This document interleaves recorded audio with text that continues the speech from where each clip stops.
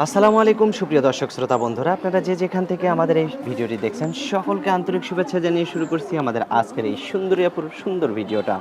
দেখতে পাচ্ছেন ক্যামেরার সামনে একটা সুন্দরী আপু দাঁড়িয়ে আছে, চলুন তার সম্বন্ধে জেনে আসি, কথা বলে আসি। আসসালামু আলাইকুম। ওয়ালাইকুম আসসালাম। কেমন আছেন আপনি? আলহামদুলিল্লাহ ভালো আছি। আপনার নাম কি আপু? সুমাইয়া। সুমাইয়া। হুম। সুমাইয়া আপু কোথায় থাকেন আপনি? যশোরে বাড়ি। যশোরে বাড়ি? হুম। থাকেন কি যশোরেই? না, এখন ঢাকায় আছি। ঢাকায় কোথায় থাকেন আপনি? হেমেদপুরে। সাভার হেমায়েতপুরে থাকেন? হ। এখানে কার সাথে থাকেন, জামাইয়ের সাথে? না, আমার বিয়ার শাদী এখনো হয় নাই। এখনো অনেক- বিয়ে শাদী হয় না। নাই?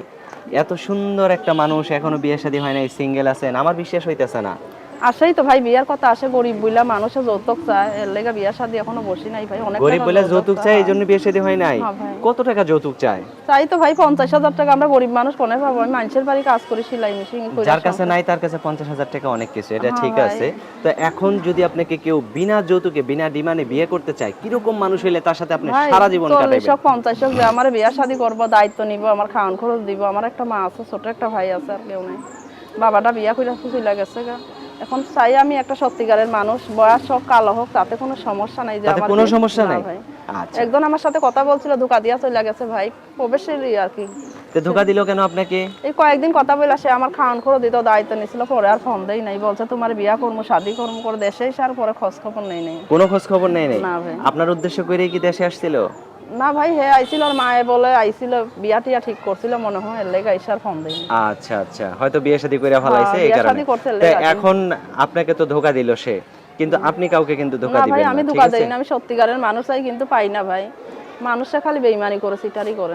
তো এখন যে এই যে ক্যামেরার সামনে আসছেন, আপনার সুন্দর আপনার সৌন্দর্যতা দেখে, আপনার সুন্দর চেহারা দেখে অনেক মানুষে আপনার প্রেমে ক্রাশ খায়, না অনেকেই ভাই, বিয়ে করতে পছন্দ চাইবে। করে না। আমি মনে হয় দেখতে অপছন্দ, এর লেগে আমার পছন্দ করে না। আপনার মতো মানুষকে যে পছন্দ করবে না তার তো চোখই নাই। কি তো করবো ভাই, যাই সবার হোক, এখন যদি কেউ আপনাকে বিয়ে করতে চায়, এখন যদি আপনাকে যদি ভিডিও কলে দেখতে চায়, তাহলে কিভাবে দেখবে?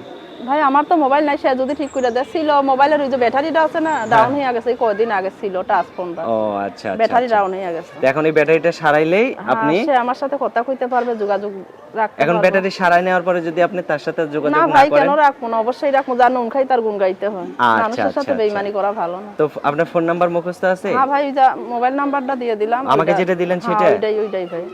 তো আমি বলি, আমার সাথে সাথে আপনিও আচ্ছা, বলেন। আপনি বলেন। 017 017 83 881 না না, আমি আবার বলি 017, 7 হুম। বলেন।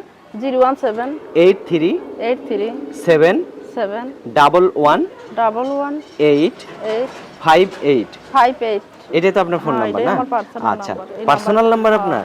তো পার্সোনাল নাম্বার দিয়ে দিলেন, অনেকেই তো আপনাকে ফোন দিবে, তখন তো পার্সোনাল আবার কি করবো পার্সোনাল ভাই, যে থাকবে না। আমার দায়িত্ব নিব, সে আমারে কিনা দিব, এখন তো আর আমি আর প্রতিবেদনের সিম চালাবো না। আচ্ছা আচ্ছা, অনেক সুন্দর কথা বলছেন। তো আপু, আর কিছু বলার আছে? না, আর কিছু বলার নাই। আচ্ছা, তো ঠিক আছে আপু, ভালো থাকবেন। হ্যাঁ, ওকে। প্রিয় দর্শক, আপনারা ভালো থাকবেন। আজ এ পর্যন্তই। আল্লাহ হাফেজ।